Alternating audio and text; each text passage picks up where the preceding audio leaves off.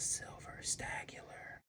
Hey everybody, Spegtacular, Spegtacular here with Beantown Coin. Joe! Howdy.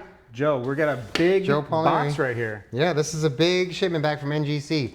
So I submitted this at the Summer Fun Show in July of 2024.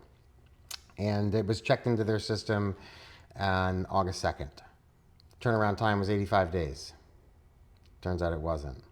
Today is, what, February 8th? Ish. February 8th of 2025. I got this yesterday. So the turnaround time was much, much longer. It's actually led me to not be able to send my world coin submissions to NGC for the time being because the turnaround is just too long right now. But I do believe that we did well in this submission. I think I sent them good coins. I'm going to be surprised alongside you here with the results of this, which is a lot of fun. So we're going to unbox. This is a submission of 46 coins. They are all world coins. Various countries though, no particular theme. It's not like 46 all coins of one country. So NGC does do a good job of boxing these guys up. You gotta get the outer layer off first here. What would you say approximately is the price range of coins that you have in here? I would say, well, I mean, if they graded correctly, this is an economy submission. So typically in an economy submission, you don't have coins that are more than a $300 of insured value. Okay, so about $300 is the max. Yeah, it's about the max. However, if it turns out that I, wasn't sure if the coin was mint state, the coin jumps from AU to mint state to a significant degree, it could turn out that a coin that I spent $200 on is a $1,000 coin. Okay. That is possible. So you didn't peek. You didn't look at the submission and kind of. I don't know what we got in here, guys. I'm just saying that what's possible is. I maybe say up to $1,000. It's very. Here's the thing: if a coin gets to be too valuable in an economy submission, they know what they're doing over there. They'll just charge you extra. They'll just upgrade me and charge me extra. So I can pretty much guarantee there's nothing worth over $1,000 in here. Yeah. But otherwise, I would have been upcharged. We can't go through the whole process here of how it gets done, but as far as the submission process, it looks a lot more intense than it is, right? I mean, like once you start getting into it, you start getting a feel for it, and you can do it yourself. People get kind of stressed about like how to actually submit coins? Yeah. Well, there's the physical part of the process, which is like how you prepare your coins for submission so that they're in a 2.5 by 2.5 sleeve already, because you can't expect them to remove your coins from a cardboard holder or other things. It's just, it's not how this works. So you've got to prepare your coins physically in advance for that. Filling out the paperwork isn't that difficult. Getting an account with one of these companies isn't all that hard either. You will find that unless you're submitting a whole lot, there's different tiers of the pricing, so you might spend more. If you've got a dealer or a friend that does a lot of PCGS or NGC submissions, you may discover that it's cheaper for you to jump in on someone else's submission than to submit your own coins. There's advantages like that. I do it on behalf of my customers on a semi-regular basis. So you're a member dealer. People can bring coins into you and you can send them along. Yeah, I send them off for my customers, and they come back when they come back, and I give them back as soon as they're done. Because sometimes it's not like really feasible to do like one coin, right? So you can send it over to you and you can help with that. Yeah, exactly. And usually there's whatever the cost of the submission is, and I might charge a $5 per coin courtesy. If there's a whole bunch, it'll be cheaper than that. So that's nice. It just depends, yeah. Have to come back and see you for that. Because our labor, we got to cover our labor. All right, so I'm going to start with the body bags. You see these guys here? Define body bags for people that are brand new to this. Yeah, this is what you don't want to see right here. These coins were encapsulated. You see that? These coins were not encapsulated. They were returned to me in little plastic vinyl flips. Okay. Because, well, we're going to find out that because as soon as we see which coins these are and why they were sent there. But what they're saying is they weren't suitable for encapsulation. That might be that the coins are fake, because that fake could have got past me. It could be that the coins are not covered under the categories of what this particular house does. For example, NGC doesn't grade itchy boos, but PCGS does. Mm-hmm. So, if you send your itchy boos to one house, you may not get them back in one of these. Doesn't mean the coin's fake. It means it was for some other reason that they were just not willing to encapsulate it. So let's find out what the worst news is first. You can actually control that a little bit too. Just sorry to stop you for a moment, but like when you go to submit, if there's a coin that you're saying, hey, by minimum, I want this to be like a mint state 65. Otherwise, do not encapsulate it because you're going to be taking my money, right? Yes, they'll charge you for that step in the process. So for bulk submissions, for example, if we're submitting, 200 coins of the same type and date, that's a same coin submitted 200 different times, right? So when that happens, you pay a whole lot less per coin. It's done much quicker, and it's easier for them to do because it's all the exact same coins. You kind of can get into a rhythm as a grader and just fly through them.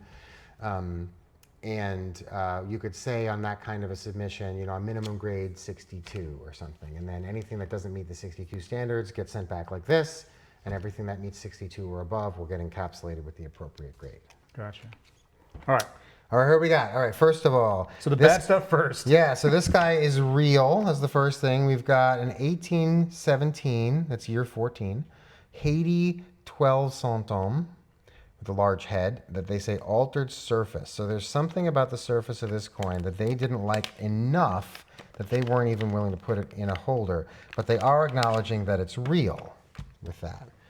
So I'm going to take a quick glance at this guy and see if we can see what it is they may be pointing to with the surface. There's no perfect science to coin grading, so this is somebody's opinion too.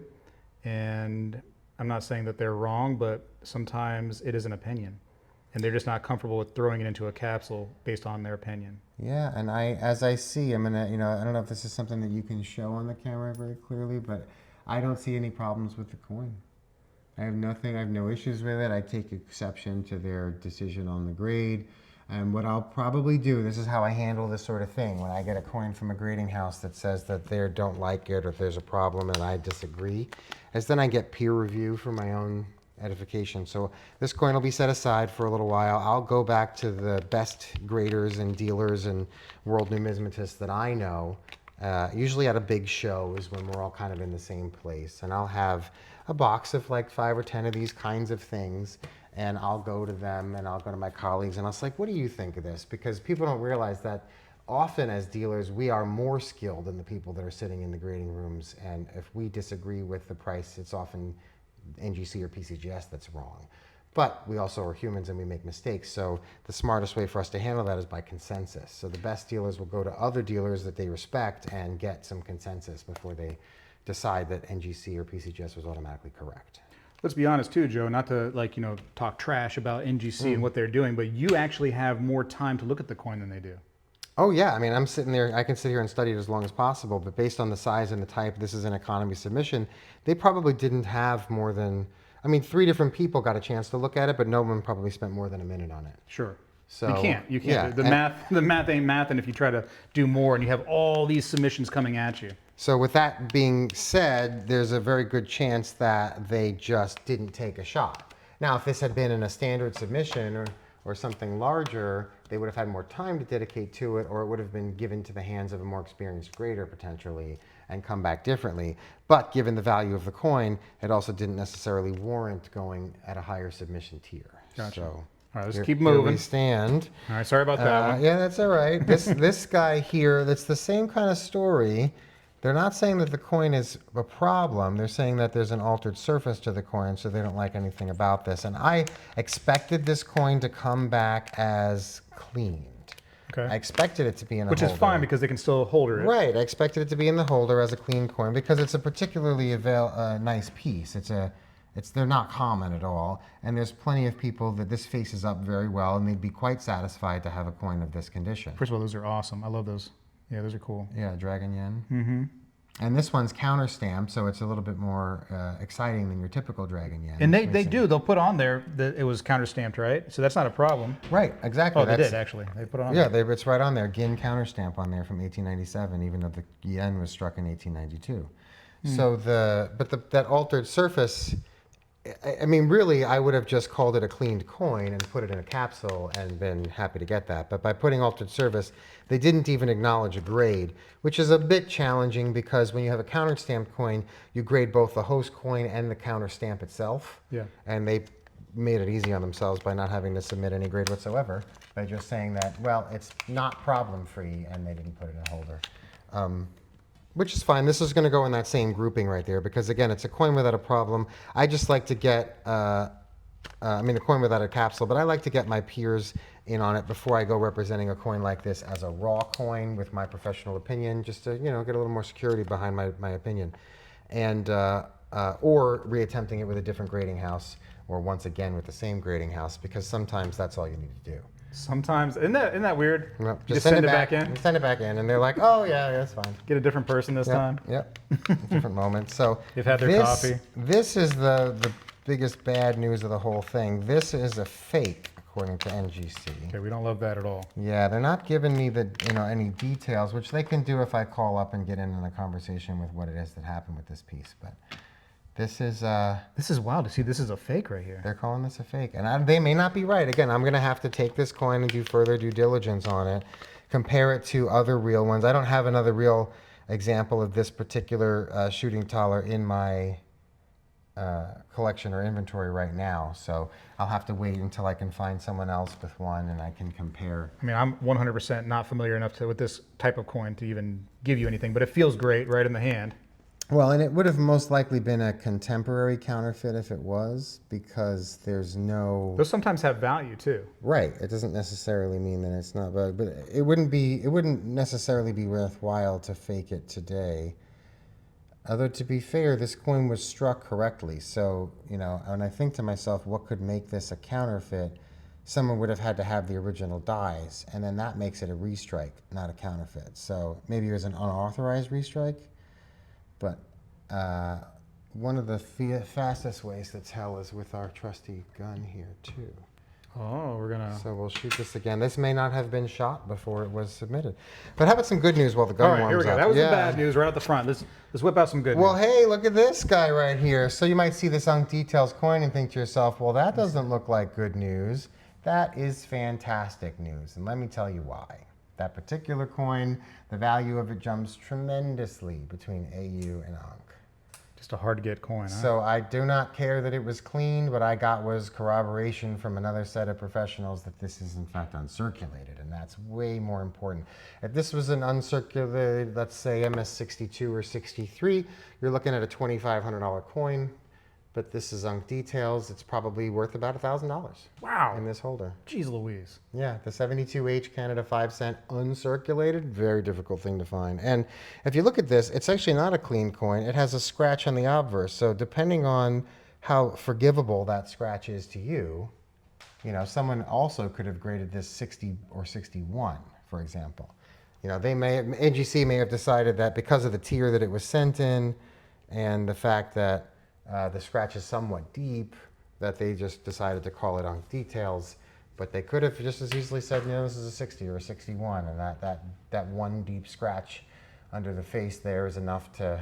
I mean, that could have been another coin rubbing against it. Who even knows, man? Yeah, exactly. But then it's the difference between $1,500, isn't it? Between $1,000 and $2,500. Sorry, man. Right. So now, well, here's the thing, though. If you're really into it, I could always crack this out and submit it again to the other guys and see if it gets a 60 or a 61 grade. Yeah. And then it's probably like $2,000. Jeez Louise. Chances are, I'm just going to pass this on to the collector in this shape, just in this holder. I have no problem with this holder. I'm happy to sell it. Just and then like they can do it if they want to. Yeah. If they want to try it again, there may be an upshot there for them. All right. What else do we got here? 1807 Lima, Peru, 8 real. It's also clean. It's just in nice shape. And that coin is, it's worthwhile because people want to make sure that they're real. They want to know, is that really AU or is that just an XF? Someone's calling an AU. So even though I knew the coin was cleaned, it was worth These coins are often cleaned, submitting. Right? Yeah, they usually, I mean, not usually, I guess. It's not fair for me to say. I see them both ways, but they're often cleaned or sea salvaged or environmentally damaged. And that was, everybody concerned back in the day of like bacteria and germs and stuff. They were cleaning coins. That was just what they did. Here's another kind of cool winner. This is a rare coin. That's a Korea 20 Chon, 1906. Pretty. Yeah, to a career collector, that's a rare coin. I'd say this coin's probably about a $675 coin, so worth more than you would normally get in a economy submission, but it worked because it came back Unk. Nice. Similar idea there too. Another one, obverse cleaned, but it's an Unk coin, and coming in as Unk was enough for it to be justified for submission. That's pretty though. It's not an expensive coin though. I love that toning on the back. Coins like $100 maybe, something like that. And Arabic details. I'm just going to pull a few out. Yeah, go ahead. Find something exciting. Well, there's actually a lot of popularity with Panama right now. That's been growing. That's a Jemmy half Balboa. So, people usually focus on the Balboas, and you get the dates. The 47 is one of the most popular, but 53 is a great date too. And then they go for the earlier dates, you're going to spend some real money. But the half Balboas face up really well. And if you've already got the 53 Balboa, it's like just such a cool pair to keep together. If you've got them nice white side by side, I probably have a full Balboa somewhere out there too. And this is a beautiful piece. This is probably one of the finest known at that score. You got a finest known potentially. Or one of them. I would say I would be surprised to find that there were more than 3 or 4 pieces finer than that in the world.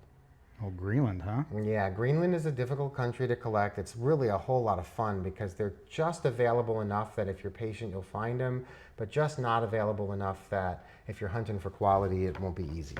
So I often steer people to Greenland. They also have a bear on them, which, you know. That's cool. Yeah. Right? Some of them have a hole, some of them don't. You can actually find this particular date in both versions, with a hole and without a hole. But this one has the bear, so it's the more popular, I think. But a 66 plus is a stunner right there. If this isn't the finest grade, then I'm sure that 67 is, because from 1926 they weren't giving out 68s. You know? Right. They just aren't. So that's a cool piece. What else do we got hiding? So far, in this feeling little happy, box? right? Yeah, Overall? yeah. So far the box is fine.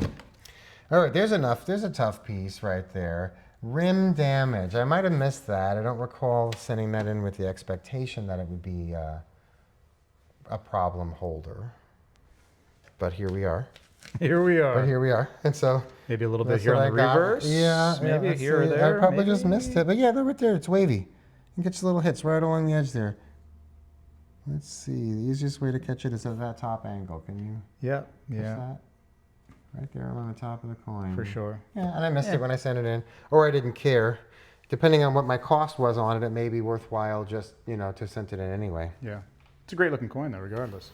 It still hasn't been processed yet, so I don't know my numbers on it. But I think there was some good Czechoslovakian stuff in this order too. And if you're into Czech coins, they can be hard to find graded.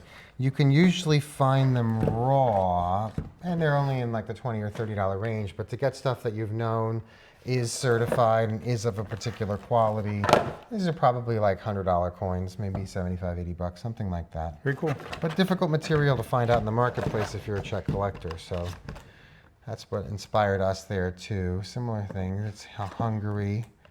Here's a Brunswick Wolfenbüttel 2/3 taller. A Wolfenbüttel. Yeah, it's the horse. People just love these 2/3 tallers and 1 tallers because Brunswick Wolfenbüttel had the horse design. Super, super popular. This is a nice coin as an AU53. This is probably a $500-600 coin too. Real quick, Joe. Yeah. Very gracious of you to show us this box. We're not even halfway through yet. Yeah. You know, down in the description, I'm going to put all your info down there, your social media, wherever you do business. That way you can check out Joe. If one of these coins, you know, is something you like, give Joe a call. He also has a full-size coin shop, has bullion, all kinds of stuff. Let's see, shipwreck stuff. All over the world coins. You got paper money, gold backs. I'll give you my spiel. We do US, we do ancients, we do world, we do exonumia, tokens, metals, we do paper money, we do shipwreck stuff, we do thalers, we do, you know, there's no piece of the numismatic world that we don't touch on. It's a massive shop. You know, have a phone number down there, address if you want to come see them. Everything down in the description, so make sure you check them out. Yep, daily auctions on Whatnot. You can find us, you know, all over our beantowncoins.com. We're on eBay store. You know, we're on all the socials too. So yeah, we're easy to find. Beantown Coins. Thanks, Joe. All right, back to it. Here we go. Yeah, thanks for the plug. Yeah. It was awesome. Well, I mean, you went out of your way to let me in your shop. I want to, you know, tell people about you for sure. Yeah. Thanks, man. appreciate So it. here's another one. So Syria, along with Iran and Cuba, these are countries you can't sell on eBay. Because of the embargo thing? What? Yeah, they're not really embargoed. It really comes down to politics. Oh, really? And which companies choose to participate on the political conversations a certain way. So, you know, ultimately, there's no law against it. Mm-hmm. You know, I can sell this. So we're selling it. It's French Syria, a protectorate from 1936.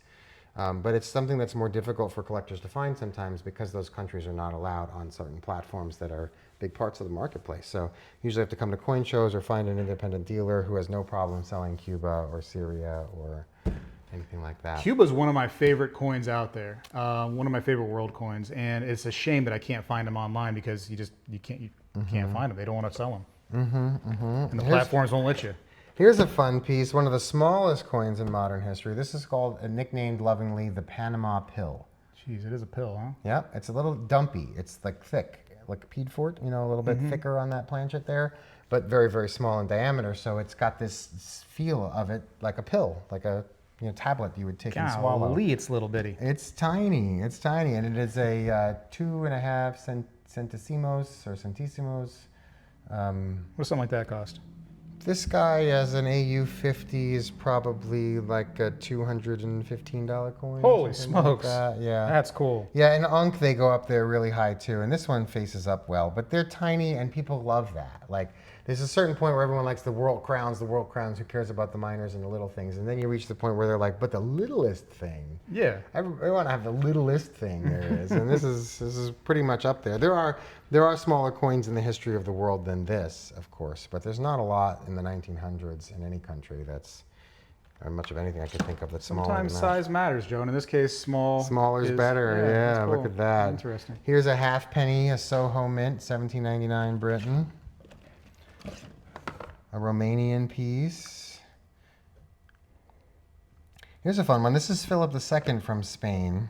It's a 2 Maravedis, and they didn't date them, so we know this was 1577 to 1591, which is an interesting time period. You're talking Renaissance Italy, but now we're over in Spain. What was going on with the Muslim and Catholic interactions back then? I love that. That's awesome. That's a cool, and it's a cool piece. Just like faces up with the lion on one side and the castle on the other. It's how they did the Castile and Leon illusion there. I don't mean to cut you off, but are we going to try that thing out? You know what I mean? Like, people are wondering. Boom. Just like that. Bam. First shot. All right. See, now this is coming back correct. Even that little trace of gold that's showing there would have been appropriate for the time. It's such a minor bit too, right? Yeah, but that's just a little trace because the refinery, where they wouldn't have been able to get it that pure. So just because of the fact that much of the gold and silver were mined And they're together calling and this thing melted together. counterfeit? Yeah, this shoots exactly the way it's supposed to shoot. I mean, unless they melted a real one and then like restruck it, right? I mean, how does No, that... they have these same tools at the grading houses there too. So, this was a mistake.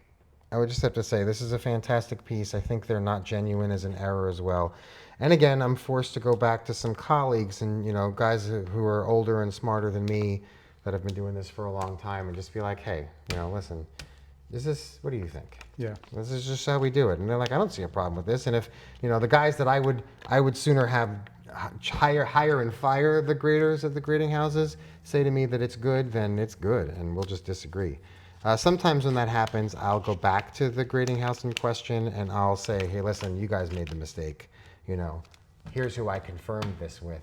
So-and-so, so-and-so, and so-and-so, and me, and we are who we are. And, sometimes the grading houses will be like, well, if such and such and such and such said it's good, maybe we were wrong, I'm sorry. And they'll actually fix that. Yeah, good. But that's why you need a dealer in your corner, because who you are when you're calling to make that kind of noise matters too. Yeah, networking a little bit, I like it. Yeah, it's a Romanian piece, which is fun.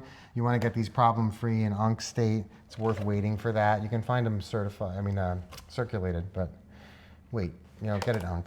Pretty. Get it Ankh. Stalin on a coin, not easy to Stalin. find. Yeah, we got some good communist coins in here too, or from communist eras. Yeah, it's cool. Not to say that I'm a fan, I just love world history. I mean, that's part of history. It's where we are. We're in the world. Here, look, there's a shilling, same era as the other one, but this one's not cleaned. Paste that up together. Let's see, where's that other one? Old Jubilee Put head. them side by side. A little side by side action there. So the field on this one looks a little bit more, Yeah, the obverse has been cleaned. Yeah. Yeah, they were right. Look at the color on the back of it, though. Oh, they're pretty. What else we hide in here? Let's see. We got India Muar Rupee. I love India coins. Me too, especially the princely kings, where they had, the squiggly characters, and those are more interesting than just once Victoria took over. Oh yeah, no idea what it says, but it's just so cool to look at. I don't know what it is. It identifies the princely king in the Muar kingdom there.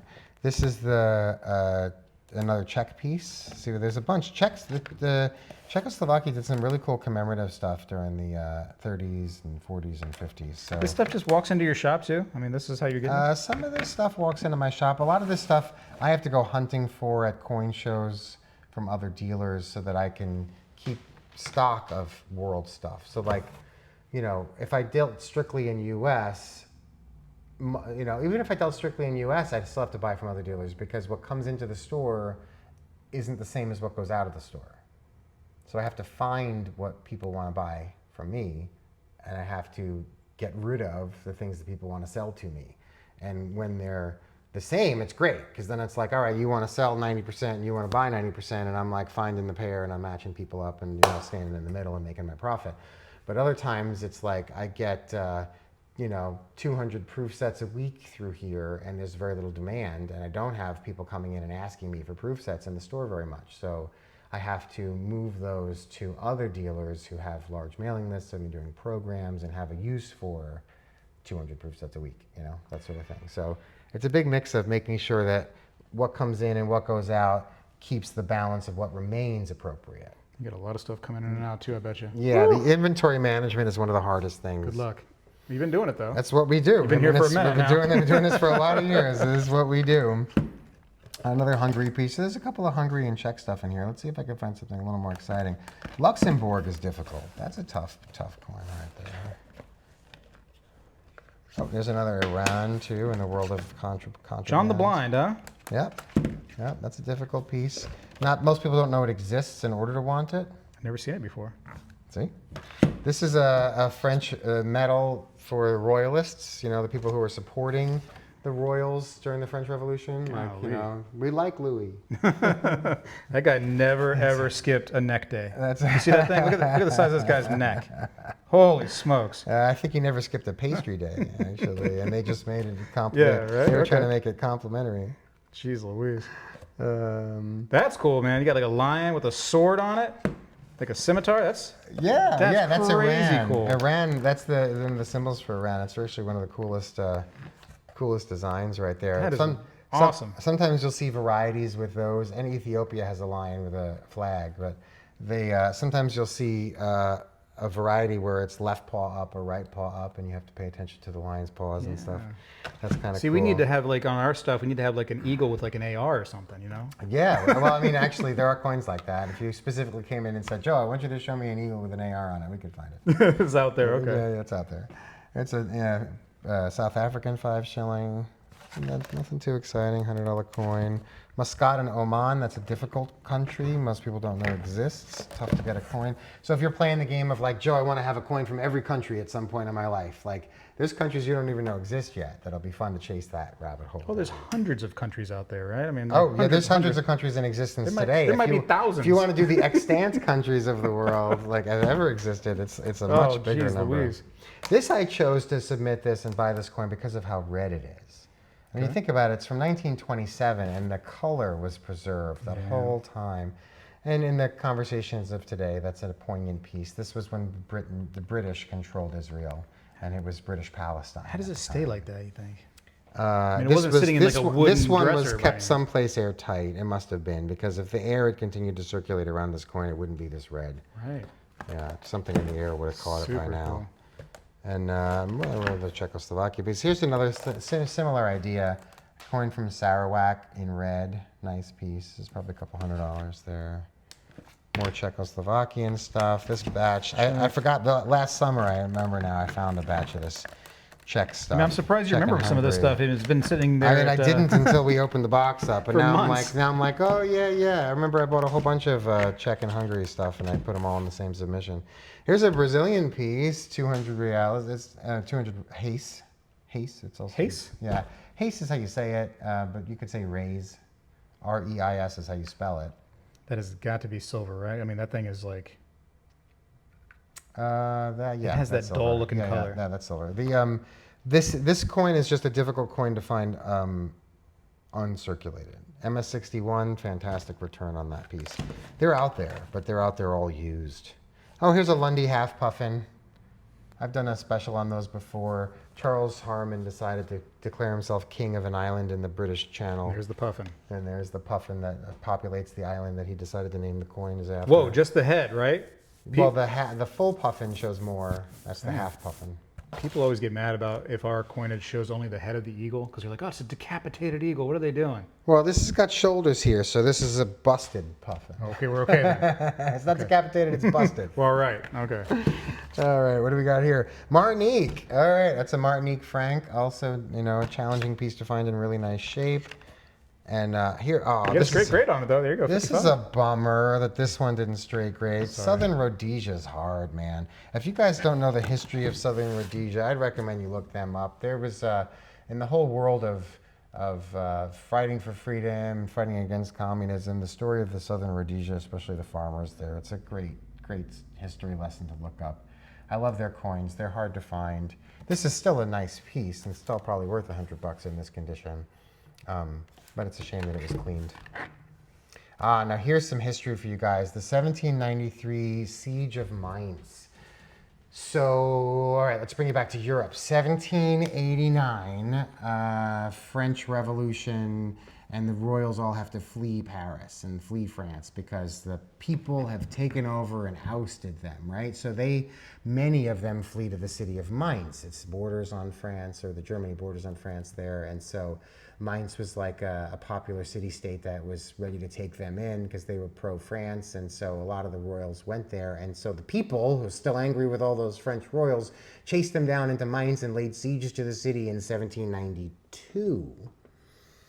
And ultimately won, conquered the city, you know, and then there were 19,000 troops in the city, which was bigger than the population of the city or something, and the troops were, you know, I won't get into the military and the battles that ensued, but then in 1793, the Holy Roman Emperor got a coalition together to come and take Mainz back, and this was from the siege of 1793. So you got to remember, when people are under siege, they can't do any trade with the outside world, and everybody hoards all their stuff, you know, everybody hoards money. So if you want to be able to do business still while your city's under siege, usually you had to find a way to make more coins back then. And so this is a 5 sols from Mainz during that second siege, when the Holy Roman Emperor was trying to take back the city from the French Revolutionary Patriots, I guess we'll call them, the non-royalists. And the coin's mint state still, which is so Wild. cool. Yeah. So cool. Maybe a $750 coin or something in this state. What are you doing, Joe? You reading books and stuff? Yeah. Yeah, I read a lot of books, man. Because I want to know this stuff so I could teach people. And I'm going to, you know, what's really cool is like 20 years from now, the videos will be totally different because I'll know a whole lot more and I'll know how much of an idiot I was back now. Yeah. Well, shoot, man. Maybe I can come back and film you in 20 years. Yeah, man, I'll be here. I'll be here. Oh, look at that. A straight graded pillar dollar. Oh, forget about What a it. fun little treat.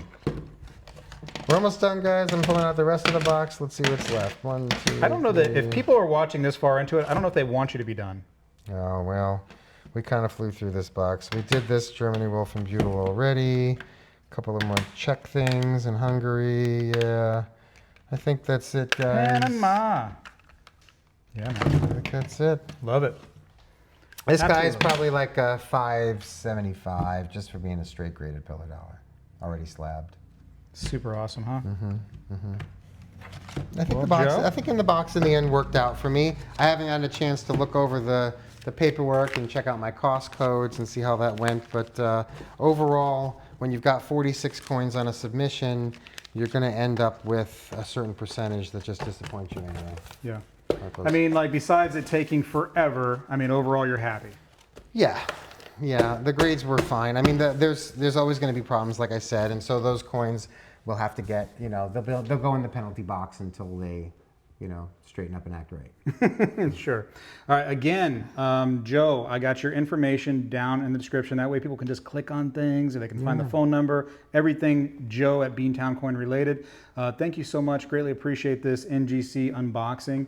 And anything else before we go? No, that's it for this one. Appreciate you, Joe. Thanks, guys. Bye. Well, hello everybody. I seek to educate and entertain through my journey of collecting coins and stacking precious metals. I encourage you to subscribe and please stay with me on this journey. I am Spegtacular, the Silver Stacular.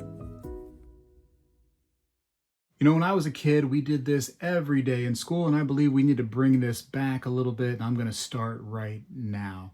I pledge allegiance to the flag of the United States of America and to the republic for which it stands, one nation, under God, indivisible, with liberty and justice for all.